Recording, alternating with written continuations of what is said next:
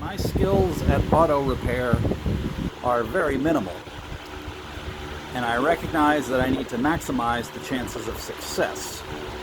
So one thing I realized is that I need to be comfortable and I need good lighting. So this is my attempt at having an air-conditioned garage by running the air inside the house and having the garage, this big fan here, sucking the cool air in. And it actually works quite well.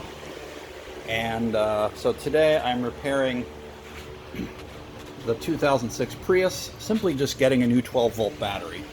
And it's a real pain in the butt to get to this battery.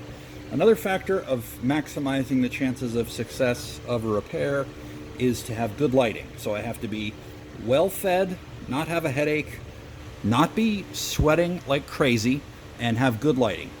So I've managed to achieve all of these things here in my garage.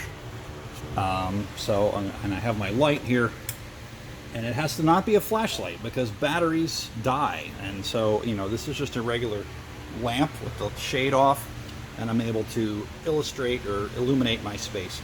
Finally, the battery itself in a Prius is like way in the bottom here in the back of the car, and you have to take a lot of crap out to get to it. So, this line here, this big plastic thing, is the vent exhaust for the high voltage battery, which I'm not even going near. That's the big guy.